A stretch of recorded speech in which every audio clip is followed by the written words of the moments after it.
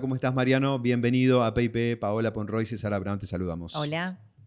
¿Qué tal, Paola? ¿Qué tal, César? ¿Cómo andan? Bueno, primero, muchísimas gracias por la invitación.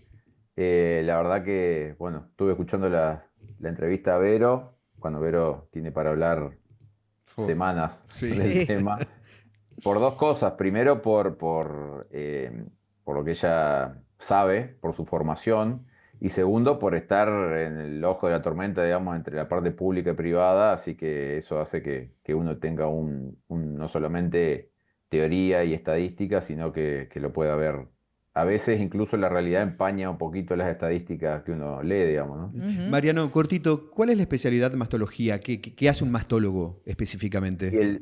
el mastólogo es, digamos, en realidad es una especialidad posbásica, digamos, que justamente trata las patologías mamarias. Lo que pasa que la patología mamaria no es solamente detectar un cáncer hoy en día, el mastólogo lo que tiene es una formación también en lo que es cómo se presenta desde la parte histológica, o sea, desde cómo se ve el microscopio, cómo se ven en los estudios.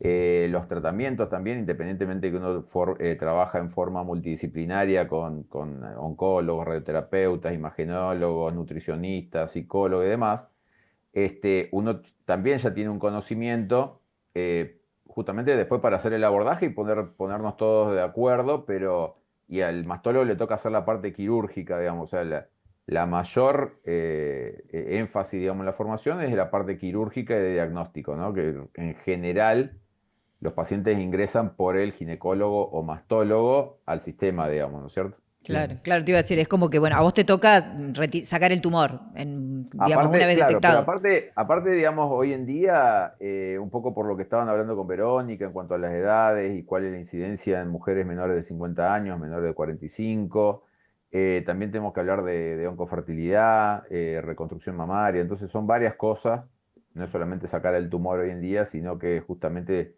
cómo se van escalonando las cosas, no lo quiero hacer compleja, pero en Ujú. realidad cada paciente se trata en particular, no es que hay dos o tres bolsitas y uno las va poniendo ahí a las pacientes, sino que realmente se estudia caso a caso porque uno le dice a las pacientes, no hay dos pacientes iguales casi, tanto por la parte molecular, por el tamaño, por el lugar donde está la lesión, por la edad de la paciente, por su historia, a veces incluso hasta tenemos que decir la verdad, hasta por los recursos que tiene uno para terminar de estudiar, sobre lo que estaban hablando hoy del tema de asesoramiento genético y todo eso, hoy no es tan accesible, entonces por ahí a veces el tener acceso a eso da un plus por ahí para algún tipo de tratamiento y la verdad que para una minoría, Claro. digamos, ¿no? Sí, y Mariano, también, perdón, y me ¿no? quedo con esto de, sobre todo en parte de la entrevista de lo que marcaba Verónica, y pensaba también qué interesante poder señalarlo, con una cantidad de avances, que así son valorados, obviamente, desde lo científico, que tiene que ver, por ejemplo, con la posibilidad de muchas mujeres que a lo mejor no pueden gestar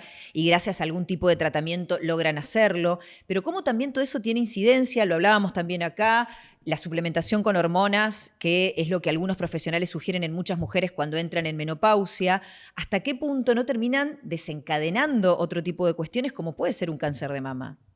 En realidad eso está demostrado que si cuando uno va a suplementar a una paciente, tiene que todos estos factores digamos, en cuenta, ¿no? No es que uno, si no, los entregaría a la secretaria, digamos, Claro. a la suplementación. Entonces, realmente esto requiere de un interrogatorio, de estudios previos.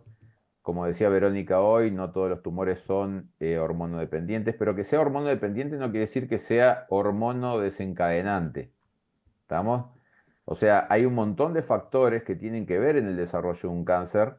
Nosotros tenemos un montón de sensores, digamos, moleculares que nos defienden de esas células que se malformen para generar un cáncer y tienen que ver por ahí con la falla de alguno de esos sistemas y no solamente con que el tumor tenga receptores de hormonas. Perfecto. Entonces, ya está demostrado, si no, tendríamos que prohibir las pastillas anticonceptivas Claro. y demás. La suplementación se sigue haciendo, ha ido cambiando un poco en cuanto a los esquemas y la duración, pero se ha visto que no incrementa en forma significativa en pacientes de bajo riesgo el desarrollo de cáncer de mama. Perfecto. Mariano, ¿y qué pasa con nosotros los hombres, los varones? Bueno, un poquito lo que ustedes dijeron al inicio, en realidad la incidencia es muy baja, al contrario de lo que estuvo hablando Verónica, en el que hay, digamos, estudios de sobra por la incidencia mundial del cáncer de mama en la mujer. En el hombre es el 1% de los cánceres de mama, o sea que no es que es no es uno de cada 100 hombres, sino que es uno de cada 100 cánceres de mama se presenta en el hombre. Por ahí el tema del desarrollo de cáncer de mama en el hombre, lo que tiene es que por ahí está un poco más relacionado con alguna alteración genética, incluso ya el ser portador de un cáncer de mama hace que uno de por sí ya tenga que ir a un asesoramiento genético porque se estima que puede haber alguna alteración genética o mínimamente alguna mutación que pueda haber favorecido en eso. Pero bueno, en general, digamos, no tenemos métodos de screening, como hablaba Verónica hoy, de mamografías y demás. No hay una rutina en la cual uno diga, bueno, se hace o cada 3 años, cada 2 años, como la colonoscopía, por ejemplo. Acá no. Acá en realidad, por la tan baja incidencia, incluso hasta los factores de riesgo son difíciles de determinar por la tan baja incidencia, digamos. O sea, la mayoría de los trabajos son hechos con menos de 100 personas, menos de 100 casos. A un centro le lleva muchos años lograr un caudal de pacientes que le permitan hacer algún tipo de identificación de algún factor, digamos. Pero bueno, existe en general... Perdón, ¿y cómo te das cuenta? ¿Cómo se da cuenta el Claro, paciente? la detección, ahí va. La detección en realidad es por detección propia, ¿estamos? O sea, la persona que se detecta, tiene mucho que ver esto de que se lo detecta, porque obviamente recién ahora que los octubre rosa cada vez son más intensos, vamos afinando un poquito más y entonces como que el aceite se va corriendo un poquito más y vamos concientizando de otras cosas más, no solamente de hacerse la mamografía, sino de cómo son los tratamientos, del alcance, lo que decía Verónica hoy, un poco de tratar de sacarle el rótulo de cáncer versus casi sinónimo de muerte, digamos. Y en esto también un poco también deriva el tema de empezar a transmitir a los hombres que se tienen que revisar también las mamas. ¿Tá? O sea, si uno ve alguna asimetría, un pectoral que está asimétrico con el otro, o que ni hablar si se palpa un nódulo, es para hacer algún tipo de control. No entran obviamente inicialmente por el ginecólogo o por el mastólogo, sino que generalmente son derivados de un clínico o de un cirujano. Y después lo importante es que el método de estudio es más o menos el mismo que en la mujer, los tratamientos son muy parecidos. En el hombre, por ahí lo que sí, lo que decía Verónica hoy, que los hormonodependientes en la mujer rondan en el 60-70%, en el hombre son el 90% de los tumores de mama son hormonodependientes. Sepamos que tanto el hombre como la mujer producen los dos tipos de hormonas, los estrógenos y los andrógenos, o la testosterona o derivados de la testosterona. Entonces, cuando hay un desbalance en eso, en un hombre con riesgo, se puede desarrollar un cáncer de mama. ¿Y al varón se le No, pero realiza la una detección mamografía? ¿Se le hace una mamografía igual Sí, que a la mujer?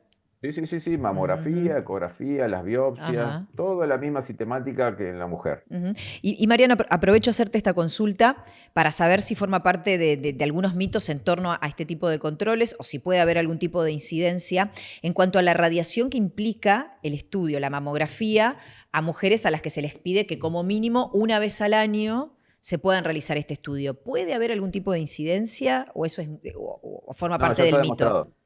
Ya está demostrado que no. O Mm, sea, por ahí lo que puede tener, y en el hombre, eso es muy buena la pregunta, en el hombre por ahí lo que tiene un aumento de riesgo por ahí de desarrollar cáncer de mama es en personas que han sido irradiadas, pero con radioterapia. ¿Tá? Por ahí en gente mira. con linfomas o demás que han tenido de tórax. Ujú. En esas personas se ha visto que tienen como 20 veces más posibilidad de desarrollar un cáncer de mama, pero no la dosis tan mínima que es una irradiación por una mamografía en las mujeres hablando, ¿no? Claro.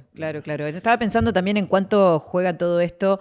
Obviamente que el prejuicio cultural, lo marcabas vos, o sea, uno no va a encontrar un varón, excepto que esté acompañando a su pareja en la consulta al ginecólogo, Y bueno, pensaba también en cómo, bueno, culturalmente hay que empezar como a romper todos estos patrones, habilitando también estas charlas y haciéndole ver a los varones que aún en menor incidencia también pueden desarrollar la enfermedad. Sí, sí, creo que lo más importante, digamos, porque obviamente por la baja frecuencia hay un montón de otras lesiones benignas de la mama en el hombre que van a dar esa simetría o a veces son simétricas, o sea que se desarrollan en las dos mamas, pero el tema es ir al diagnóstico, ¿no? O sea, concurrir, hacer la consulta para justamente despejar.